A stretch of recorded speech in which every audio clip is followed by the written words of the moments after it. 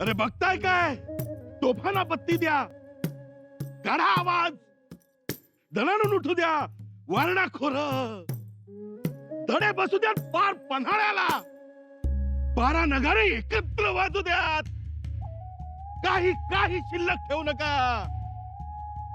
Sir नौबत आलेत, सोबत 20,000ची फौज.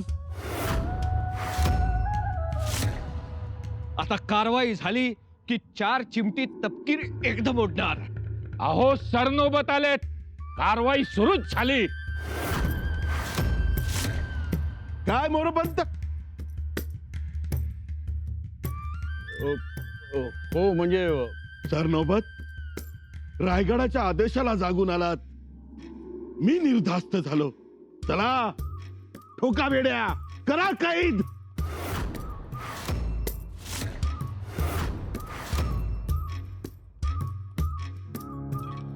काही तर करायचीच आहे, केलीच पाहिजे, यासाठीच तर आलोया.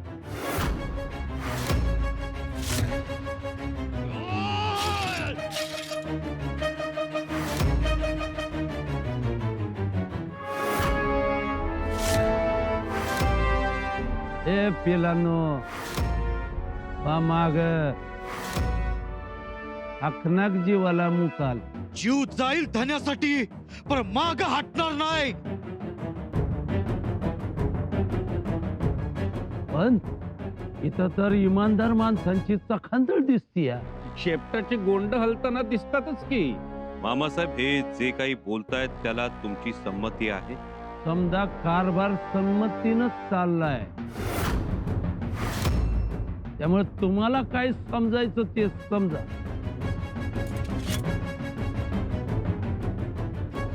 मामासाहेब, म्हणजे खरंच आपली नाती संपली? नात्याच्या नावानं कालच आंघोळ केली, आता त्याची आठवण बी काढू नका. आणि त्यामुळं मला पाझर फुटल असं बी समजू नका. तुम्हाला पाझर फुटावा म्हणून मामासाहेब बोललं असं मुळीच नाही. जर तुम्हाला नको असेल नातं तर आम्हाला सुद्धा हौस नाही. आता कस मुद्द्याचं बोलला. आणखी एक गोष्ट, 20,000ची फौज घेऊन आला आहात म्हणून असं बोलतोय असं सुद्धा समजू नका. उद्या 40,000 फौज घेऊन आलात ना तरी त्या फौजेला कोंडून मारण्याची धमक या शंभूराजात आहे, हे सुद्धा लक्षात ठेवा. सरनौबत आणि 2 हात करायची तयारी आम्ही सुद्धा ठेवलीये. ज्या क्षणी तुम्ही आम्हाला हात लावाल त्या क्षणी या पन्हाळ्याच्या तटाबुर्जात दडून बसलेला मावळा हर हर महादेव करतत उठेल, रणकंदन करेल आणि लाल भडक रक्ताचा ओघळ जेव्हा पंचगंगेला जाऊन मिळेल तेव्हाच तो थांबेल. म्हणजे हे काय सरनोबतांना खुले आव्हान समजायचं की काय? असू द्या, मी बी त्याचीच वाट बघतोय. उलट माझ्याकडनंच शंभूराजासनी सलामी दिली गेली पाहिजे. अरे बघताय काय, आणा त्याला.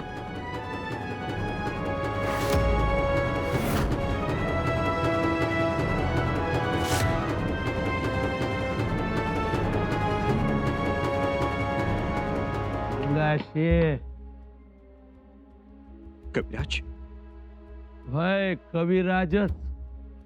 कविराज कुठे होतात तुम्ही? किती शोधलं आम्ही तुम्हाला. तुम्ही ठीक तर आहात? जी आम्ही ठीक आहोत, आप चिंता न करें. आमच्या मित्राला कैद केलं तुम्ही. तुमचं मैतर म्हणून वाचलं, नाहीतर तिथंच चिरफळ्या करून दारात वाळात घातल्या असत्या. कारण काही बदतमीजी केली त्यांनी. निष्ठा तपासायला आलं होतं या हंबीररावाची. पण मी म्हणतो, जाणाऱ्याने तरी कशाला जावं आणि पाठवणाऱ्याने तरी कशाला पाठवावं? अहो माणूस तरी तरबेज पाठवायचा होता. अहो यांना स्वराज्याचा काय हो अदमास, पण स्वराज्याची मोठी चिंता असल्यासारखा वागतो. हाँ, हमें चिंता है आणि आम्हाला स्वराज्याबद्दल प्रेम सुद्धा आहे. सरनौबत, म्हणून तर आलो तो आपल्या जवळ आम्ही. पण आपण आम्हाला कैद केलं, मग काय आरती करायला पाहिजे होती? रायगडावर सरनौबतांची सख्खी बहीण राजमाता झाल्या, सख्खा भाचा सिंहासनावर बसला, राजा झाला. मग ते कोणाची बाजू घेणार? हं? आणि आता केवढ्याच पडलं हे. आली ना अटकेची वेळ. आली म्हणजे बघा, सरनौबत निघाले.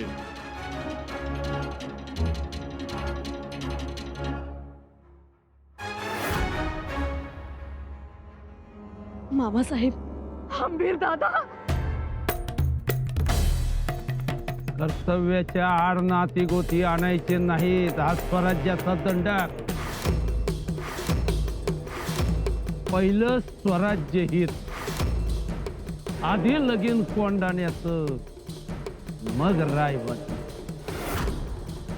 आम्ही त्याच विचारांचं पायी. सरनौबत, आता बोलण्यात वेळ दौडू नका. आदेशाची अंमलबजावणी करा.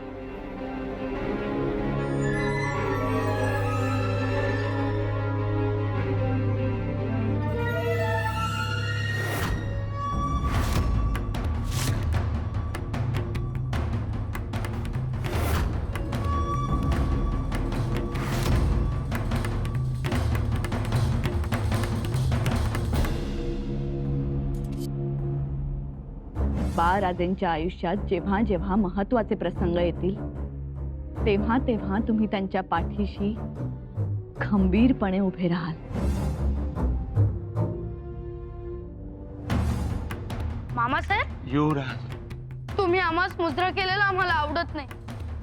उलट आम्हीच विसरलो तुमच्या पाया पडायचं. नाही नाही नाही.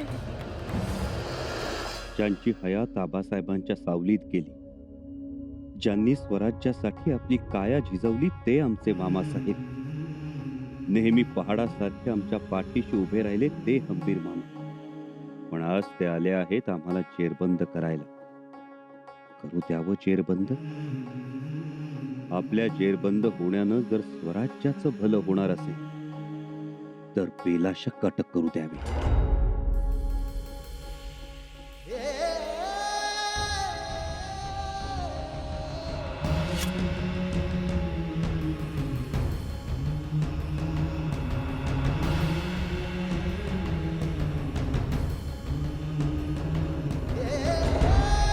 तलवार खाली घेतलीत. तुमच्यावर तलवार उगारण्या एवढे मोठे नाही आम्ही. या, करा आम्हाला जेरबंद. स्वराज्याच्या हिताची गोष्ट करायला माग पुढं पाहू नका. सरनौबत, नाही नाही होऊ देणार हे काहीच द्या. डोळ्याच्या खासा करीन. पर देवाच्या लेकराला बेड्या नाही नाही होऊ देणार द्या. अंबीर दादा, तुम्ही मी बुद्धी घाण टाकले भाई. काय करताय हे? माग हो धाराऊ. युवराज, मागे हटू नका. आता काय व्हायचंय ते होऊ द्या. शांत व्हा सगळे. आमच्यामुळं स्वराज्याचं नुकसान आहे असं वाटतंय सगळ्यांना. इतरांचं राहू द्या, पण ज्यांना आम्ही आबासाहेबांच्या जागी मानतो त्यांना सुद्धा तसंच वाटतंय ना. बघ, अटकच काय. स्वराज्यासाठी गर्दन सुद्धा उतरवून देऊ आम्ही. युवराज, सरनौबत, बोलण्याला भूलू नका. यांच्या अटक करा. युवराज, तुमचा हा निर्णय योग्य नाही. द्या इशारा फौजेला. मनात आला तर तुम्ही या समजासनी भारी पडाल. राई राई एवढं तुकडं करा यांचं. तुमच्या तलवारीत 10 हत्ती तो पळाय. लेकरा उपास तलवारात घाल गाव. हर्षा पाण्यात तरसला ज्यांचा. युवराज, घ्या पवित्र. तुमचा तलवार. जय मां चंडी. हमारे होते हुए युवराज को कोई छू भी नहीं सकता. शांत राहा, माग फिरा. हा आमचा आदेश आहे.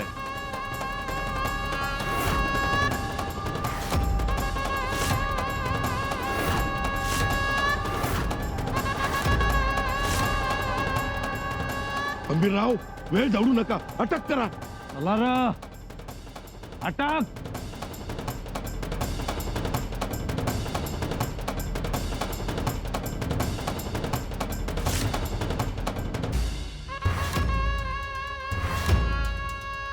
खेळ संपला अवतार. जसं करावं तसं भरावं.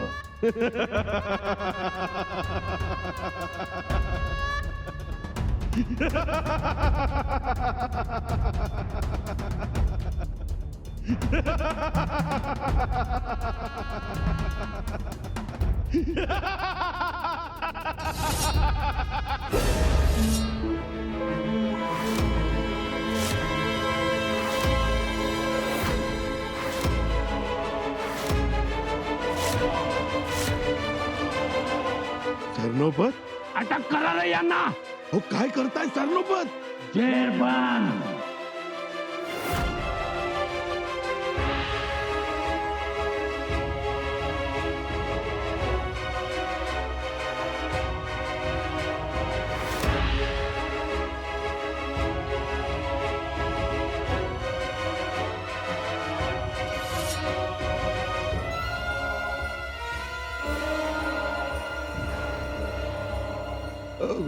गंभीरराव, अहो, शंभूराजे तिकडे. हाय ठाव मला. हे तिकडं आणि तुम्ही इकडं. पण रायगडाचा आदेश काय होता? शंभूराजेंना जेरबंद करण्याचा. मग आम्हाला अटक का? सरनौबत, काहीतरी गफलत होते. कुणाला वित होता तुम्ही? या आंबीराव मोहित्याला. अरे कृष्णा कोयनेच्या पाण्यावर आणि रायगडाच्या निरच्या दुधावर पोचलेला दे अय्यो. एवढंच नाही तर शिवाजी नावाच्या स्थानेवर घासून पुसून लखलखीत झालेलं पाहता ये. अरे कुणावर वार करायचा आणि कोणता वार अडवायचा हे शिवाजी महाराजांच्या छायेत मायेत टिकलोय म्या. सरनोबत, तुम्ही फाजीलपणा करता आहात.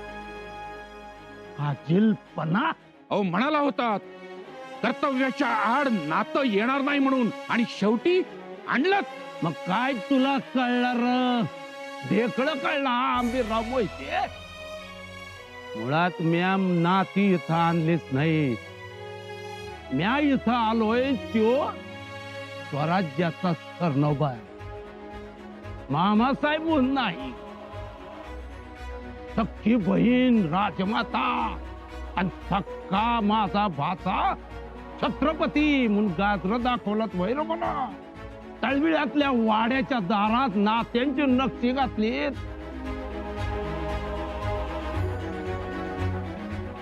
काय व अनाजी पण रामाचं सुभेदार म्हणजे गोड बोलून फसवलं. अरे तुम्हासनी गाफीलत ठेवायचं होतं मला. गणी मी कावाच होता यो.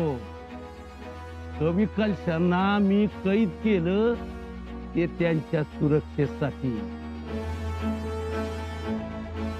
नाहीतर तुम्ही लोकांनी त्यांचा जीव घेतला असता. त्यांना आबदार मला पन्हाळ्यावर आणायचं होतं, आणला.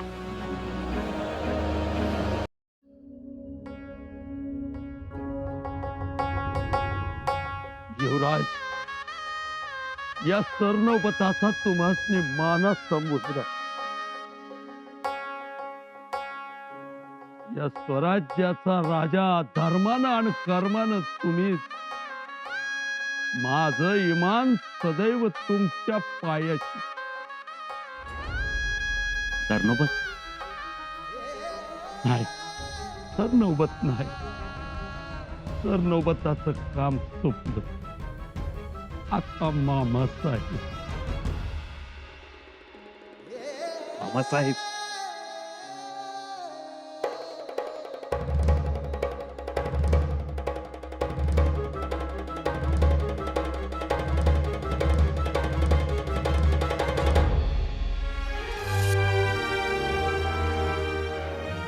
युवराजने तुम्हाला खरं वाटलं होय? जी मामासाहेब. पण आम्हाला नाही वाटलं. तुमच्या डोळ्यात उसळणारा शिवविचार आम्हाला दिसला होता, म्हणूनच जरा शांत होतो आम्ही. दगाबाज हंबीरराव, बाहेर आमची फौज उभी आहे हे ध्यानात असू द्या. तुमची नाही, स्वराज्याची फौज आहे. धोकेबाज हंबीरराव, मी खामोश. जबान सांभाळून बोला पंत. काय बोलता आहात आणि कुणा समोर बोलता आहात याचं भान ठेवा.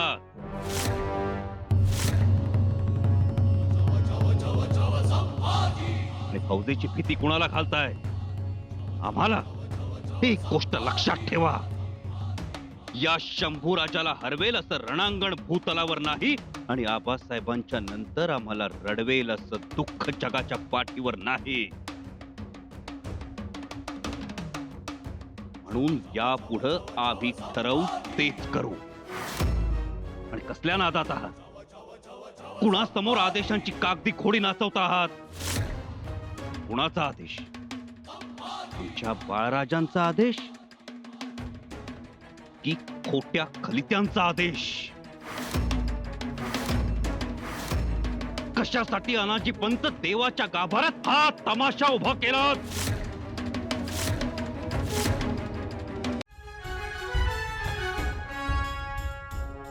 कशाला हे सोंगाडे, हे सुरते घेऊन पळताय? काय मिळणार आहे तुम्हाला? आबासाहेब गेले म्हणून आमचं सांत्वन करायचं सोडाच, उलट आम्हाला कैद करायला आलात, आमच्या मुसक्या आवळायला आलात. कशी कशी काय एवढी हिम्मत होते तुमची? अनाजी पंत, का एवढा तिरस्कार करता तुम्ही आमचा? का शिवपुत्र असूनही आम्ही नको आहोत तुम्हाला? अहो, आमचा एक गुन्हा सिद्ध करून दाखवा. मला राग पासून आम्ही स्वतः निघून जाऊ, पण गुन्हा सिद्ध झाला नाही तर तुमचं काय करावं? बोला अनाजी पंत सुरनीस. पदसिद्ध युवराजा विरोधात कटकारस्थान करणं हा मोठा गुन्हा, राजद्रोह. आणि आम्ही तुम्हाला नको असू. या मोरोपंत पेशव्यांना हवे आहोत, बाळाजी चिटणीसांना हवे आहोत, मोरेश्वर पंडितरावांना हवे आहोत, जनार्दन पंतांना, दत्ताजी पंतांना, जमदग्न गोत्री बाकरे शास्त्रींना, निळकंठ पंतांना, प्रल्हाद निराजी पंतांना, सगळ्यांना हवे आहोत. पण तुम्ही त्यांच्या मनात आमच्याविषयी तिरस्कार भरताय. अनाजी पंत, तुम्ही तुमच्या वैयक्तिक मानपानासाठी, स्वतःच्या महत्वाकांक्षेसाठी चांगल्या माणसांना अडचणीत आणताय. एवढंच नाही तर आम्ही ब्राह्मण विरोधी आहोत असा डंका पिटवताय. बोला अनाजी पंत, एखादी तरी गोष्ट आम्ही विरोधात केलीये का? उलट पक्षपातीपणा करायचा नाही, भेदभाव करायचा नाही, ही आबासाहेबांची शिकवण आम्हाला. म्हणून हा रायप्पा महार, ज्योत्याजी मराठा, बहिर्जी काका रामोशी, जीवा महाले न्हावी, रामजी महादेव कोळी, दत्ता रंगारी, सोनबा लोणारी, मायनाक भंडारी, राम माळी, संपत साळी, नाना शिंपी, दादा लोहार, मुरा लमाण, सटवा मांग, हनुमंत गोसावी, नालबंद, घडशी, चांभार, गारुडी, देशमुख, पाटील. किती अलुतेदार, किती बलुतेदार. 18 पगड जाती जमातींच्या त्यागावर, शौर्यावर आणि रक्ताघामावर पोचलेलं, उभं राहिलेलं, मोठं झालेलं हे स्वराज्य. आणि या स्वराज्याची चालक, मालक, रयत. फक्त रयत. आणि अनाजी पंत, तुम्ही या रयतेच्या स्वराज्याला नख लावण्याचा अपराध केलात. बेबनाव पसरवून अराजक माजवण्याचा प्रयत्न केलात. हे कदापि सहन केलं जाणार नाही. अनाजी पंत सुरनीस, याची तुम्हाला योग्य ती शिक्षा मिळेलच. थरकाप उडवणारी शिक्षा.